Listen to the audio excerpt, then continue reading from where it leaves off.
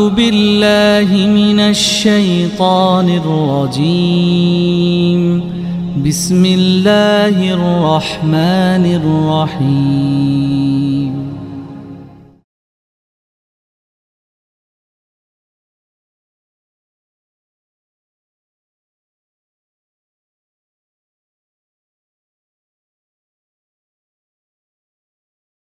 Bismillahirrahmanirrahim. Alhamdulillah wassalatu wassalamu ala Rasulillah wa ala alihi wa mawalah.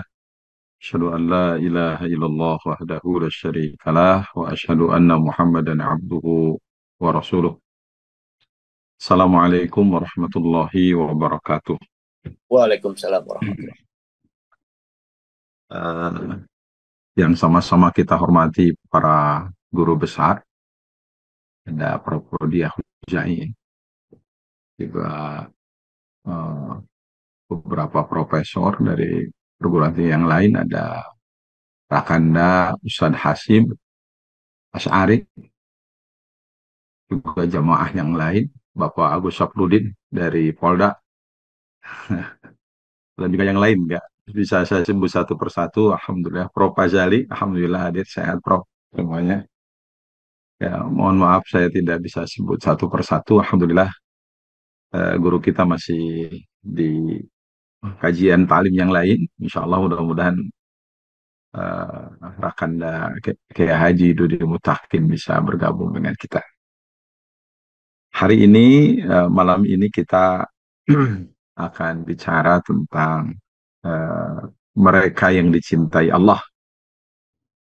Ya, di dalam Al-Quran, Bapak Ibu sekalian, ada 12 orang sebenarnya yang dicintai Allah itu. Ya, perspektif Al-Quran. Kang Ersyad ya.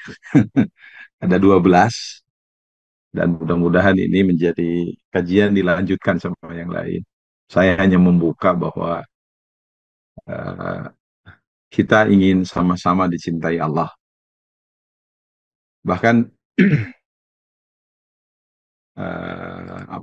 seorang ulama mengatakan bahwa tujuan kita itu sebenarnya ingin dicintai Allah dalam hidup ini, dan bagaimana kita menjadi orang yang dicintai Allah. Nah, di antara orang yang 12 itu, Bapak Ibu sekalian, saya memotret yang pertama dicintai oleh Allah itu adalah Al-Muhsinun, ya. Al-Muhsinun, orang yang berbuat ihsan. Nanti eh, mungkin kita satu-satu dulu, mudah-mudahan ada 12 ya Kang Irsad. Ya, saya mengumpulkan itu ada 12 orang yang dicintai oleh Allah, kurang lebih ya. 1, 2, 3, 4, 5, 6, 7, 8, 9, 10, 11. Ada 11 orang yang dicintai oleh Allah. Ini perspektif Al-Quran. Eh, yang langsung disebutkan kata-kata innallaha yuhibbu, gitu ya. Ada kata yuhibbu. Nah, ayat pertama di antara orang yang dicintai oleh Allah itu adalah al-muhsinun. Kita buka surat Al-Baqarah ayat 195. Izin share yang Irsad.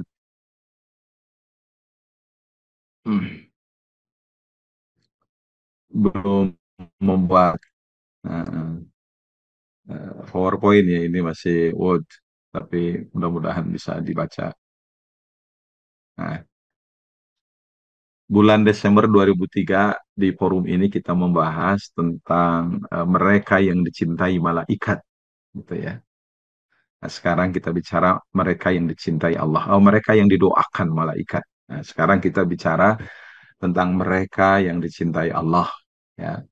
Salah satunya adalah al-muhsinun, orang yang berbuat ihsan. Landasan ayat, ya, di dalam surat Al-Baqarah surat 2 ayat 195, A'udzubillahi minasyaitonirrajim. Wa anfiqu, dan berinfaklah kalian fi sabilillah, di jalan Allah. Wala tulqu, dan janganlah kalian menjurumuskan bi aidikum, terhadap diri kalian, ila tahlukati, kepada kehancuran atau ke dalam kebinasaan kalau tafsir kemenangan. Wa ahsinu, dan berbuat baiklah kalian. Innallaha, sesungguhnya Allah, yuhibbul muhsinin, Allah mencintai orang yang berbuat ihsan. Kalau di dalam terjemah Kemenang 2019 disebutkan sesungguhnya Allah menyukai orang yang berbuat baik, ya. Ada kata ihsan. Ahsana yuhsinu ihsanan. Ya, Sulasi Mazid bab 1, ya. Ahsana yuhsinu af'ala yuf'ilu. Ya, ihsan itu masdarnya. Nah, kalau kita lihat di dalam tafsir Ibnu Katsir, Bapak Ibu sekalian, bahwa ayat ini adalah ayat infak, ya. Al-amru bil infaqi fi sabilillahi fi sairi wujuhil qurubat wa wujuhil ta'at. Jadi ayat ini sebenarnya mengandung perintah infak di jalan Allah dengan berbagai macam cara, ya, untuk mendekatkan diri kepada Allah dan berbagai macam cara ketaatan. Jadi kalau kita lihat secara teks, ayat ini adalah ayat infak sebenarnya. Ya. Terutama wa khassatan, ya, sorfal mal fi qitalil a'da. Nah, Ibnu Katsir memiliki pandangan interpretasi tersendiri bahwa ayat ini adalah bagaimana kita menggunakan harta kita untuk perang melawan musuh. Untuk apa? Untuk menguatkan kaum muslimin al-aduwihim, terhadap musuh-musuh mereka. Ya, jadi secara umum, secara khusus ayat ini berbicara tentang ayat infak. Wala tulku bi aidikum ila tahluka, dan jangan kamu melemparkan diri kamu kepada kebinasaan. Ini juga memberikan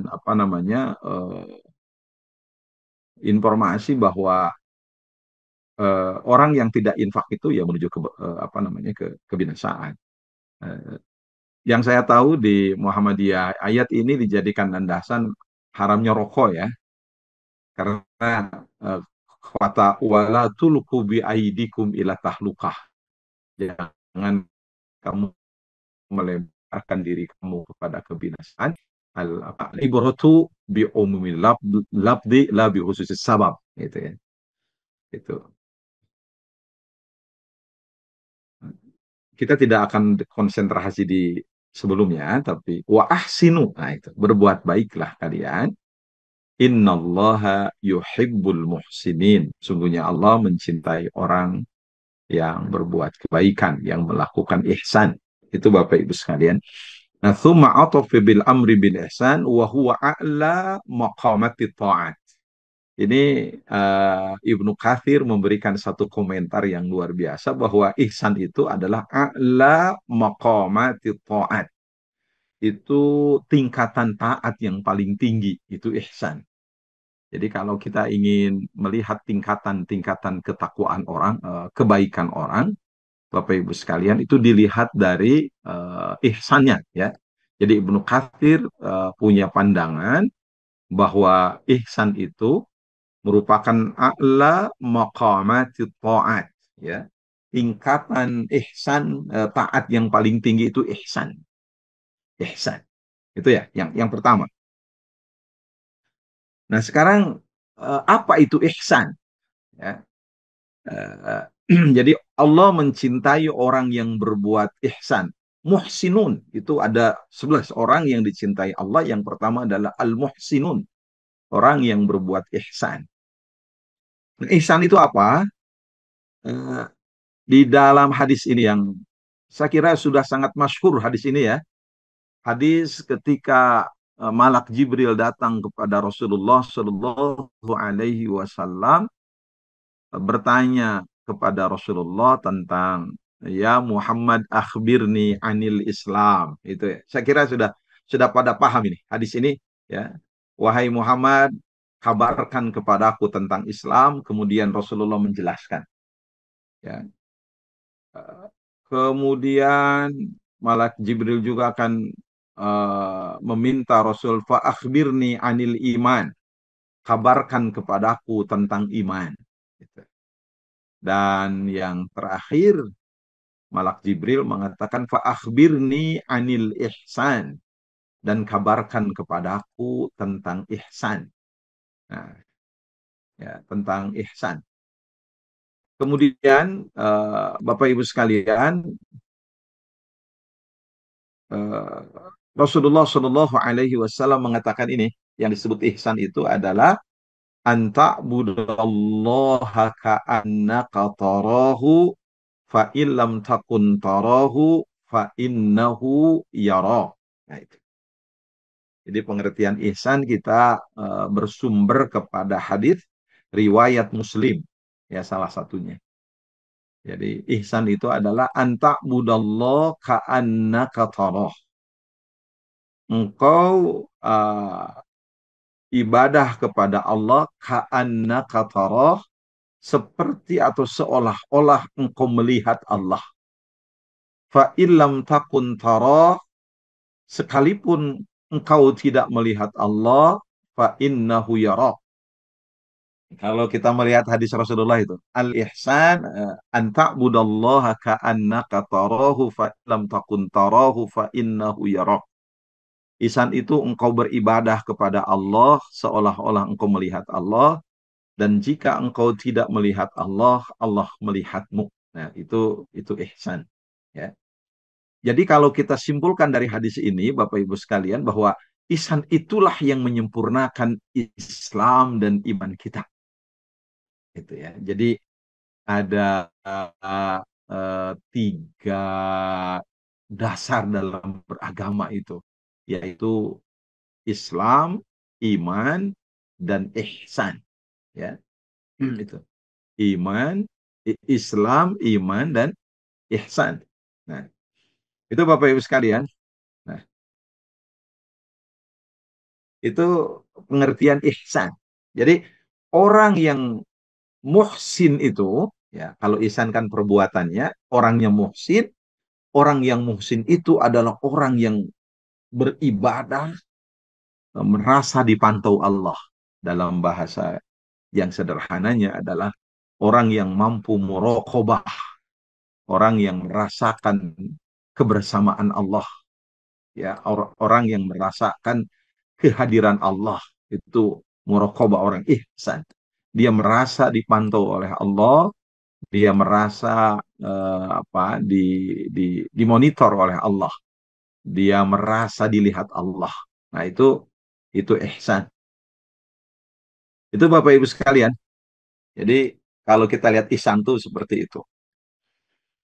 Jadi sangat wajar ya kalau kemudian di dalam satu riwayat ada seorang anak muda yang datang kepada Imam Ibrahim bin Adham, seorang tokoh tasawuf. Ibrahim bin Adham itu, anak muda itu berkata, ya Imam, saya sudah bosan melakukan ketaatan, ya kurang lebih begitu. Saya ingin melakukan kemaksiatan, ingin seperti anak-anak muda yang lain. Kemudian Ibrahim bin Adam mengatakan, ya silakan nak kamu melakukan maksiat asal ada syaratnya. Nah, syaratnya apa? Yang pertama, kamu boleh melakukan maksiat, tapi kamu tidak boleh melakukan maksiat di bumi Allah. Cari olehmu bumi selain bumi Allah agar kamu bisa melakukan maksiat.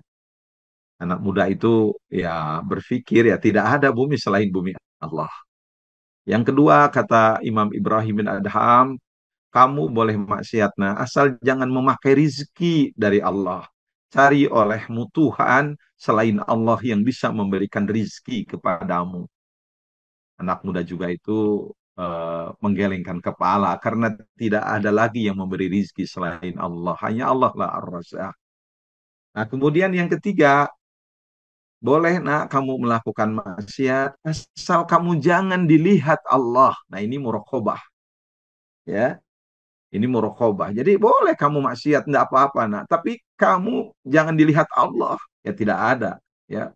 Wa huwa ma'akum aina ma kuntum, dan Allah bersama kamu di mana saja kamu berada. Kemudian yang keempat, boleh nak kamu maksiat asal ketika datang malaikat Israil kepada kamu, kamu bisa menolak kedatangan Israil. Ya, anak muda pun menggelengkan. Tidak mungkin ketika Israil datang bisa ditolak oleh manusia. Dan yang terakhir, kata Imam Ibrahim bin Adham, kamu boleh maksiat nak, tetapi ketika kamu masuk ke dalam neraka, kamu bisa keluar sendiri dari neraka itu. Nah, ini akhirnya anak muda itu tidak melakukan maksiat. Demikian Bapak Ibu sekalian. Jadi ada muraqabah, merasakan dipantau Allah, merasakan dimonitor Allah. Nah, begitu ya. Jadi demikian Bapak Ibu sekalian. Jadi kalau kita melihat ihsan itu seperti itu, orang yang melakukan ibadah kepada Allah seolah-olah melihat Allah, muraqabah maksudnya. Maka kalau kita lihat hakikat ihsan, bagaimana orang yang muhsin itu? Ya. Disebutkan al-ihsan huwa a'la maratibil iman. Ya. Bahwa ihsan itu adalah a'la maratibil iman. Itu ihsan itu adalah derajat iman yang paling tinggi. Sebab wa mafhumuhu huwa al-ikhlas wal itqan wa rusukhul qalbi fil irfan hatta yakuna al-ghaib kal ayyan. Nah, ini. Ini luar biasa ya. Bahwa mafhumnya, pemahamannya berarti orang yang muhsin itu adalah orang yang mukhlis, orang yang mutqin, orang yang hatinya rusuhul qalbi fil irfan. Bagaimana hatinya tunduk ya kepada proses pemahaman ya, ma'rifat kepada Allah, hatta yakunal ghaib kal aliyan. Ya, seperti ya Allah yang maha gaib itu bisa dilihat. Ya. Ini. Maka wa hakikatul ihsan anta mudallah ka'annaka tarahu fa illam takun tarahu fa innahu yarah. Jadi orang yang dicintai Allah itu seperti itu. Orang yang bisa melakukan ibadah kepada Allah seolah-olah dia melihat Allah. Ya, itu hakikat ihsan, Bapak Ibu sekalian. Yang mudah-mudahan ini pengertian pertama. Ya, jadi disebutkan orang ihsan adalah orang yang mukhlis, orang yang ikhwan, ya. Orang yang ikhlas, orang yang mutkin, orang yang ikhlas dan orang yang bersungguh-sungguh dalam melakukan, bahkan warusuhul qalbi fil irfan, ya. Rusuhul qalbi fil irfan. Itu orang hakikat ihsan. Ada lagi yang mengatakan, Bapak Ibu sekalian, bahwa ihsan itu adalah syuhudul qalbi iriqabatar rabbi. Nah, syuhudul qalbi iriqabatar rabbi. Persaksian hati terhadap pengawasan Allah. Jadi hati kita merasakan diawasi oleh Allah, gitu ya. Syuhudul qalbi riqabatar rabb. Itu ihsan. Ya, bahkan wa adaul amali alal wajhil akmal, bukan ala wajhi, ala wajhil akmal. Nah, ya. Bahkan menunaikan amal perbuatan ya secara sempurna. Maka wal ghayah minal ihsan ikhtibar wa imtihan. Tujuan dari ihsan itu adalah ujian. Ya, makanya dalam surat Mulk disebutkan alladzi khalaqal mauta wal hayata liyabluwakum ayyukum ahsanu amala. Begitu Bapak Ibu sekalian. Jadi di sini disebutkan ihsan itu ada 3 ya di sini. Ya. Syuhudul qalbi riqabatar rabbi wa ada'ul amali ala wajhil akmal wal ghayah minal ihsan ikhtibar wa imtihan. Saya kutip pendapat dari Dr. Amin bin Abdullah Asy-Syaqawi ya, ini yang hakikat ihsan ini. Nah, satu lagi beliau mengatakan bahwa yang disebut ihsan itu adalah ihsan bima'nal am itu yastamilu ihsanul abdi fi ibadati rabbih. Nah, ini dibagi oleh beliau. Ihsan itu adalah bagaimana ihsannya seorang hamba dalam beribadah kepada Allah wa ta'amulihi ma'al khalqi, ya, muamalah bersama makhluk, wa a'malihi, perbuatan-perbuatannya, wa aqwalihi, ucapan-ucapannya, zahiran wa batinan, ya, yang nampak ataupun yang tersembunyi. Itu ihsan seperti itu. Ya, mudah-mudahan kita bisa mencapai derajat ihsan. Ya, ini hakikat ihsan itu seperti itu.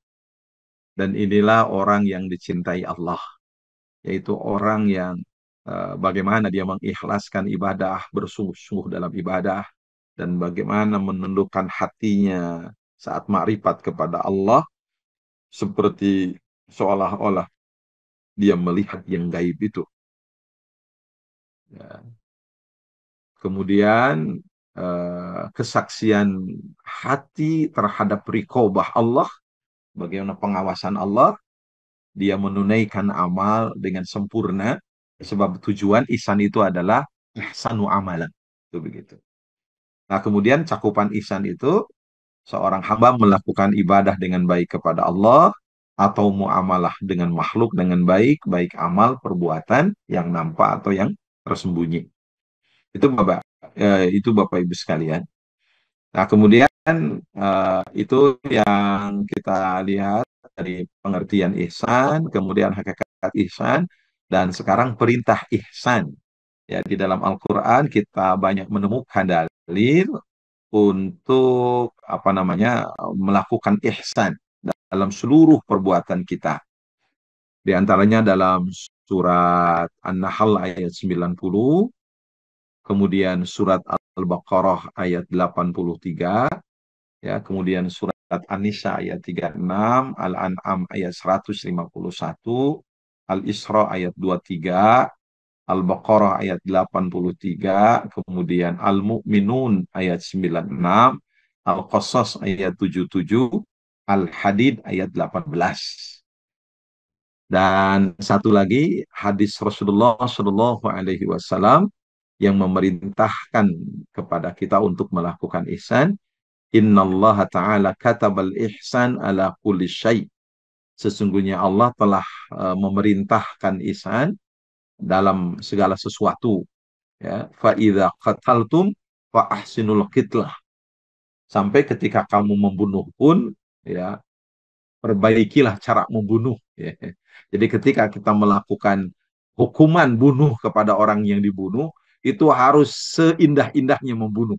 Ya, artinya kan ada hukuman kisos atau apa ya. Wa idza dzabhtum fa ahsinu dzabha. Kalau kalian pun menyembelih, ya, perbaiki menyembelih kalian. Wal yuhidda ahadukum syafratahu wal yurih dabihatahu. Kata Rasulullah, tajamkan dulu pisau kalian sampai sembelihan kalian itu nyaman, tenang. Itu begitu. Jadi sembelihan kalian itu nyaman, tenang.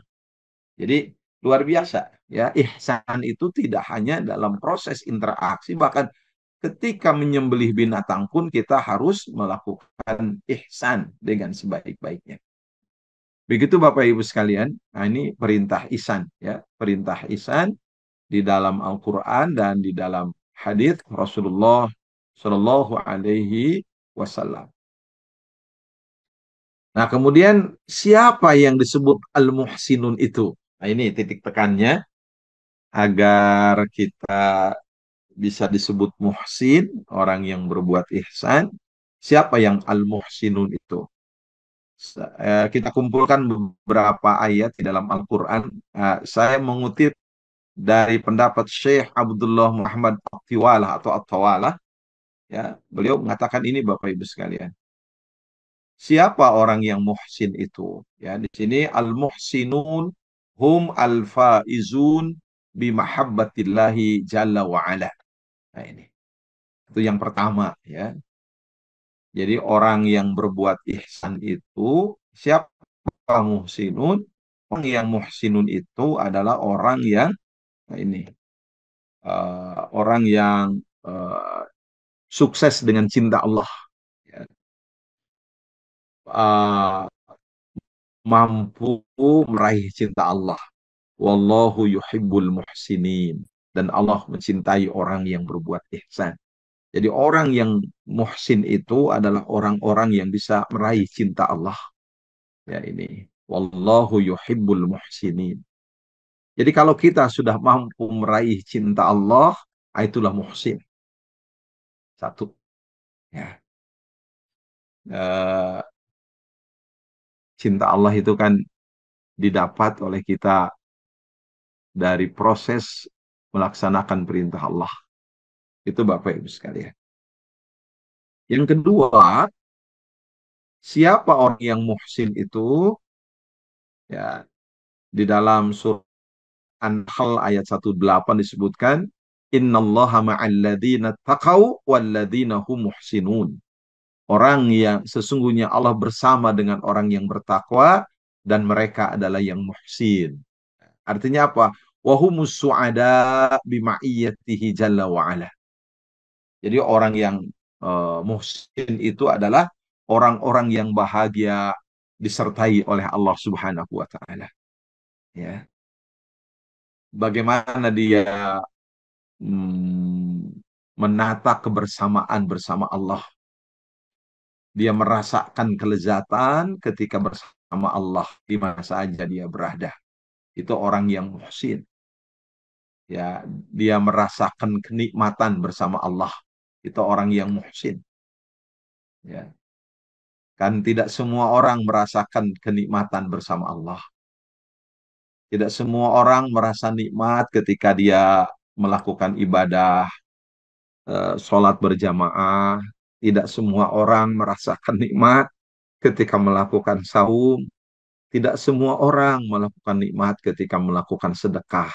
Nah, orang-orang yang muhsin itu adalah orang-orang yang dia bahagia bersama Allah. Kebersamaannya bersama Allah adalah puncak segala kinerjanya gitu. Ya, dia nikmat bersama Allah. Kenikmatannya diukur dengan kenikmatan spiritual bukan material. Ya, orang-orang yang muhsin dia merasakan kenikmatan bersama Allah. Duduk membaca Al-Qur'an buat dia itu lebih nikmat dari kenikmatan di dunia apapun. Ya, sholat adalah pertemuan dengan kekasih. Ya, sampai ketika meninggal pun beliau berjumpa dengan kekasih. Maka seorang ulama mengatakan al-maut jisrun yuwassilul habib ilal habib. Ya, kematian itu adalah jembatan yang menyampaikan kekasih kepada kekasih. Jadi kebersamaan bersama Allah dia rasakan betul dengan seindah-indahnya. Itu orang yang muhsin. Ya, mudah-mudahan kita termasuk orang-orang yang muhsin ya. Di dalam kitab itu apa? At-Tadhkiratu fi Ahwalil Maut wa Umuril Akhirah yang ditulis oleh Imam Al-Qurtubi itu ya dijelaskan salah satu orang yang mendapatkan cinta Allah secara maksimal itu adalah Rasulullah dan Nabi Ibrahim. Dan Nabi Ibrahim itu Bapak Ibu sekalian ketika dicabut nyawa itu kan beliau mengatakan kepada Malak Jibril, ini riwayatnya apa namanya Waruwiya namanya juga diriwayatkan ya. Nabi Ibrahim mengatakan, apakah ada seorang kekasih yang akan mencabut nyawa kekasihnya begitu. Kemudian katanya malakal maut pergi lagi menghadap Allah, tapi begitu mendengar itu Allah mengatakan sampaikan kepada Ibrahim, apakah ada seorang kekasih yang tidak mau bertemu dengan kekasihnya. Itu sampai begitu Bapak Ibu ya. Apakah ada seorang kekasih yang tidak mau bertemu dengan kekasihnya. Nah itu sampai langsung ketika mendengar kata-kata itu Nabi Ibrahim mengatakan ikbidu ruhi sa'ah, cabutlah nyawaku sekarang juga karena kematian adalah jembatan yang bisa mengantarkan pertemuan dua kekasih. Nah, begitu Bapak Ibu sekalian. Jadi siapa orang-orang yang muhsin itu? Ya, orang-orang yang muhsin itu adalah orang-orang yang mereka merasakan kebahagiaan ketika disertai oleh Allah. Mereka merasakan tenang ketika mereka bersama Allah. Itu Bapak Ibu sekalian. Kemudian siapa orang muhsin itu? Nah, di sini di dalam apa namanya ya selanjutnya itu adalah orang-orang yang al-muntafi'una bi ayatil Qur'anil Karim, ya. Orang-orang yang mendapatkan manfaat dari Al-Qur'an. Ya, dalam surat Luqman ayat 1 sampai ayat 3 itu. Alif Lam Mim tilka ayatul kitabil hakim hudaw wa rahmatan lil muhsinin. Itulah ayat-ayat Alkitab Al-Quran yang hakim, hudaw wa rahmatan lil muhsinin, menjadi petunjuk dan rahmat bagi orang-orang yang muhsin. Jadi kita bisa menyimpulkan siapa yang muhsinun itu adalah orang-orang yang bisa mengambil manfaat dari Al-Quran. Jadi Al-Quran memberikan cahaya, Al-Quran memberikan jalan, ya, bahwa mereka mampu mentadaburi Al-Quran dengan sebaik-baiknya. Jadi eh, mereka mampu mengkaji Al-Quran sehingga mereka mendapatkan manfaat dari Al-Quran. Begitu. Itulah orang yang muhsin. Ya, kan wajar kalau Rasulullah mengatakan Al-Qur'anu hujjatun laka wa hujjatun alaika. Quran itu menjadi hujah yang menyelamatkanmu dan Al-Quran itu menjadi hujah yang mencelakakanmu. Gitu. Kata Rasulullah. Nah, karena tidak semua orang bisa mengambil manfaat. Ada hanya manfaat keilmuan saja. Gitu. Profesor Toshiko Ijutsu, ya, itu kan ahli semantik. Beliau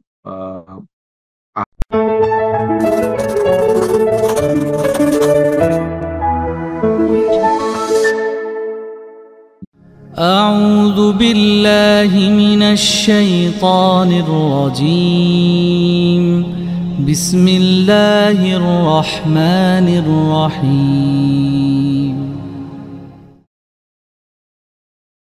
manfaat, ada manfaat keilmuan saja Islamologi gitu. Ya, tidak sampai pada tataran keimanan gitu. Ya, Islam, Quran hanya kajian saja. Ya. Bukan merupakan sebuah apa namanya bentuk bagaimana kita mengambil manfaat keimanan dari Quran ini.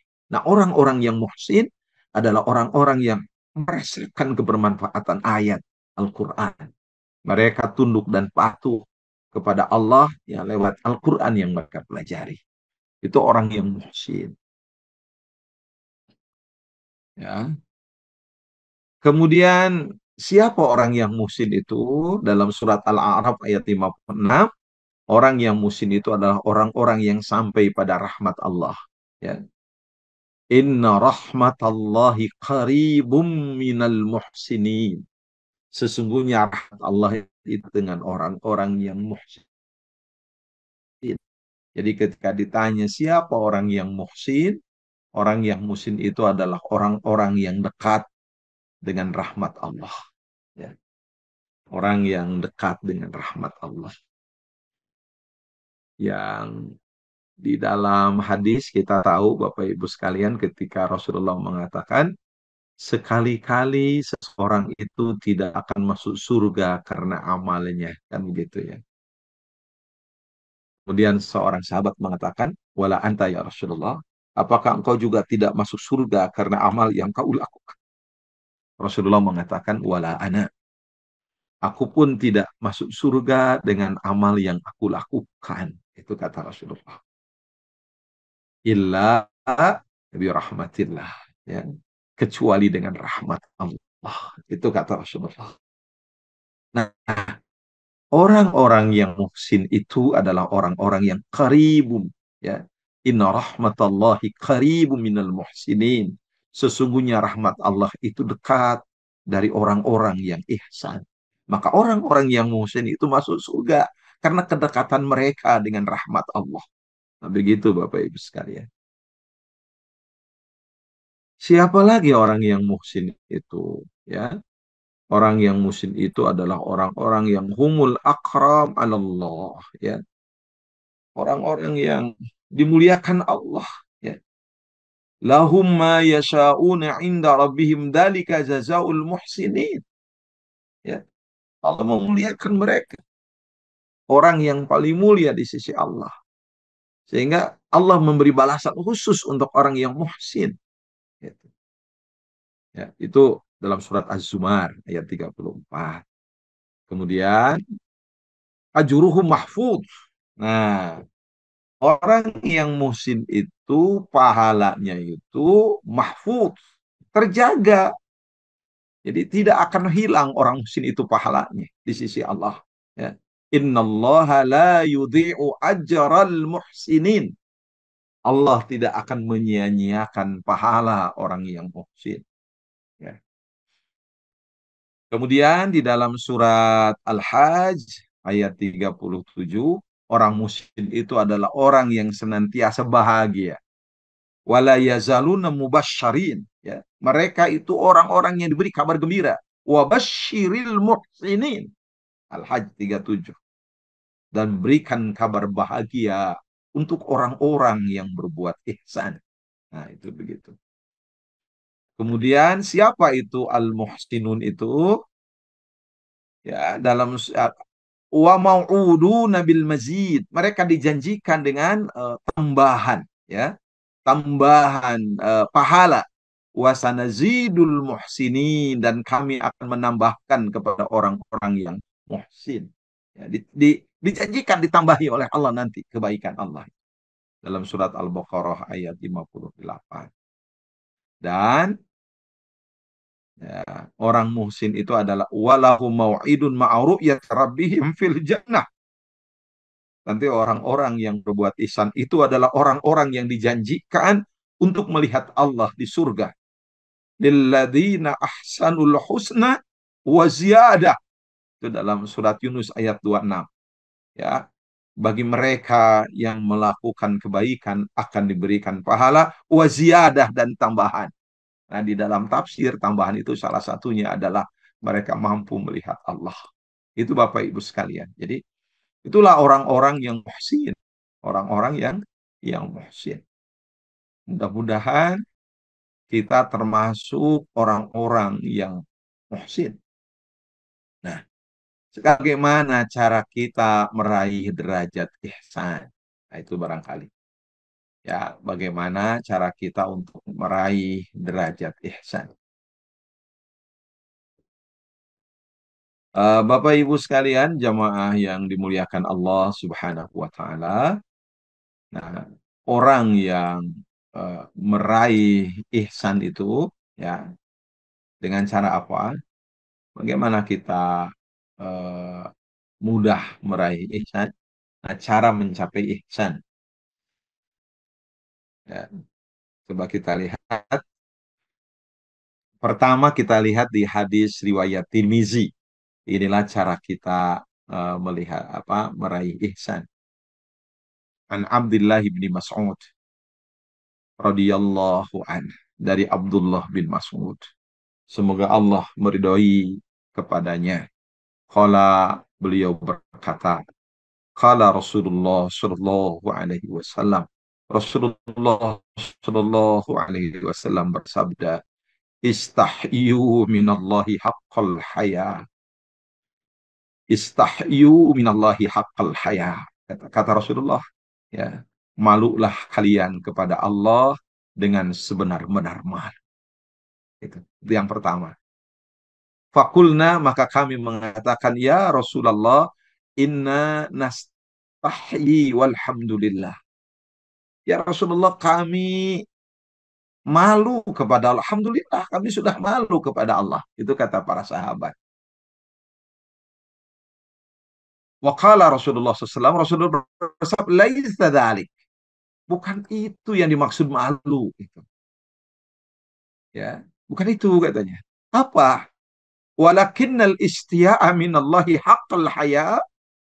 Sesungguhnya malu kepada Allah dengan sebenar malu itu adalah antahfadur ra'sa wa ma wa'a. Itu yang pertama. Engkau menjaga kepala dan apa yang ada di dalam kepala. Kita menjaga pikiran-pikiran kita. Yaitu malu kepada Allah. Maka kita tidak boleh suudzon kepada orang lain. Itu ya. Jadi malu, sebenarnya malu itu apa? Antahfadur ra'sa wa ma wa'a. Nah, kalau kita ingin jadi orang ihsan, malulah kepada Allah. Nah, cara malu kepada Allah itu adalah menjaga kepala dan isinya. Ya, mikirnya yang benar, jangan menentang ayat Allah. Wal batna wa ma hawa. Dan jagalah perut dan apa yang ada di dalam perut. Jangan sampai perut kita dimasuki oleh hal-hal yang haram. Ya, sampai Rasulullah akan mengatakan damun walahmun nabata ala suhtin annaru aula bihi. Darah dan daging yang tumbuh dari barang haram, neraka lebih utama. Jadi kalau ingin menjadi ihsan, perkuat rasa malu kita kepada Allah. Bagaimana kita memperkuat rasa malu kepada Allah itu? Yang pertama adalah jagalah kepala kita dan apa yang ada di dalam kepala, dan jagalah perut kita dan apa yang ada di dalam perut kita. Wal tadhkuril mauta wal bila. Ya, dan ingatlah kematian dan seramnya kehidupan, ya. Bagaimana ketika wal bila itu ketika kehancuran fisik. Ya, ingat-ingat kematian. Itu insya Allah kita bisa ihsan. Ya. Rasul mengatakan, "Waman aradal akhirah taraka zinatad dunya." Siapa yang ingin akhirat, taraka zinatad dunya. Tinggalkan oleh dia kesenangan dunia. Itu kata Rasulullah. Faman fa'ala dzalik, siapa yang bisa melakukan itu, faqad istahya minallahi haqqal haya. Maka dia sungguh telah malu kepada Allah dengan sebenar-benar malu. Itu yang pertama, Bapak Ibu. Jadi kalau kita ingin jadi orang yang muhsin, yang pertama, perkuatlah malu kita kepada Allah. Ciri orang yang malu kepada Allah adalah menjaga kepala dengan berbagai macam isi kepala, menjaga perut dan isinya, dan ingat kematian. Dan kalau kita ingin akhirat, tinggalkan kesenangan dunia. Ini Bapak Ibu sekalian ya. Jadi itu yang pertama. Kalau membahasakannya di sini, kita jadi uh, teringat ini Bapak Ibu ya. Uh, uh, Kata-kata dari Ibrahim bin Adham, ya, seorang ulama. Beliau mengatakan itu dalam satu ungkapannya, layyana larrajulu darajatas salihin hatta yazuja sita aqabat. Kata beliau, seseorang itu tidak akan sampai pada derajat orang-orang soleh sampai dia bisa melewati 6 rintangan dalam hidupnya. Ini perlu kajian yang dalam. Yughliku baban ni'mah wa yafta babas syiddah. Dia menutup segala pintu kenikmatan yang ada di dunia ini, dan dia membuka pintu kesulitan. Ini perlu tafsiran yang panjang, Bapak Ibu. Wa yughliku babal aiz wa yaftah babadzul. Dia tutup pintu kemuliaan, dia buka pintu kehinaan. Ya. Yughliqu babar rahah wa yaftah babal jahad. Dia tutup pintu ketenangan dan dia buka pintu kegelisahan. Wa yughliqu baban naum wa yaftah babas sahar. Dia tutup pintu tidur dan dia buka pintu berjaga malam. Wa yughliqu babal ghina wa yaftah babal faqr. Dia tutup pintu kekayaan, dia buka pintu kefakiran.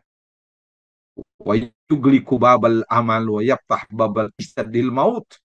Dia tutup pintu angan-angan dan dia buka pintu persiapan menghadapi kematian. Nah, ini menurut Ibrahim bin Adham, Bapak Ibu sekalian, ya.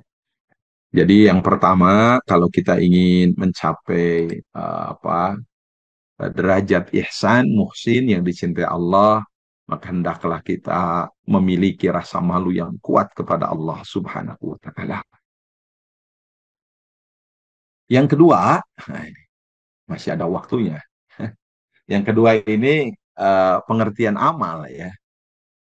Kita menyatukan. Ihsan itu apa? Al-ihsan huwa al-muraqabatu fi ta'at wal ibadah. Nah, itu. Ini kesimpulannya. Ihsan itu adalah muraqabah dalam taat dan ibadah. Satu. Merasakan dipantau Allah. Satu. Ya. Yang kedua, wal ihsan huwal itqan. Ihsan itu adalah itqan. Bersungguh-sungguh dalam melaksanakan amal soleh. Itu ihsan. Yang ketiga, nah di sini jelas.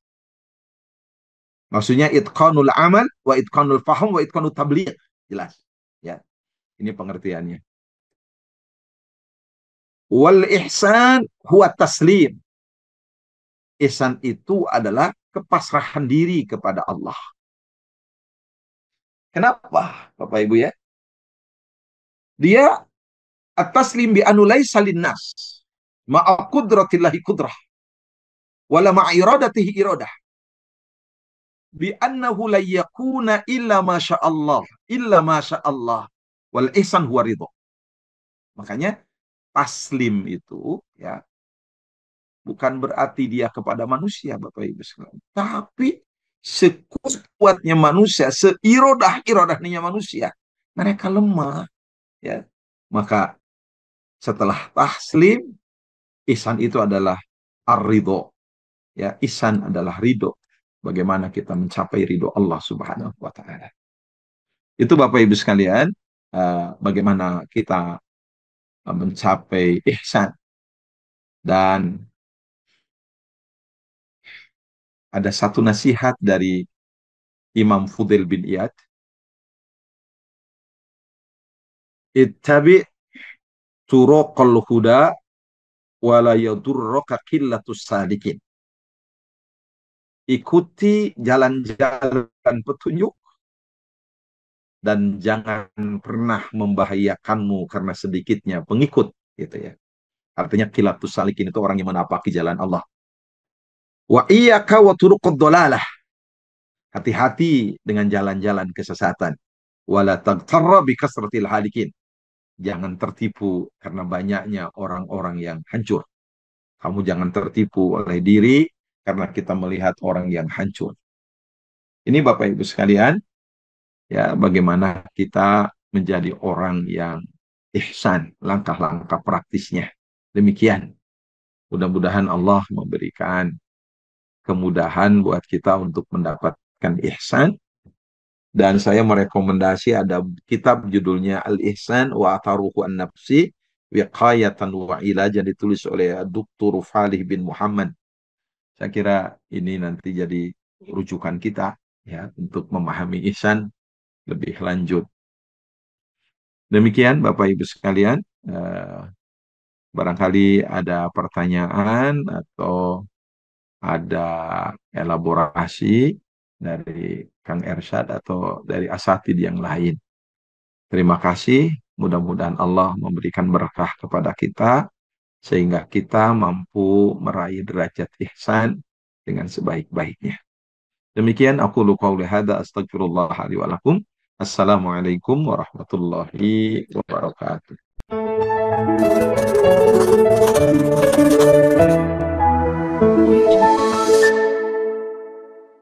أعوذ بالله من الشيطان الرجيم بسم الله الرحمن الرحيم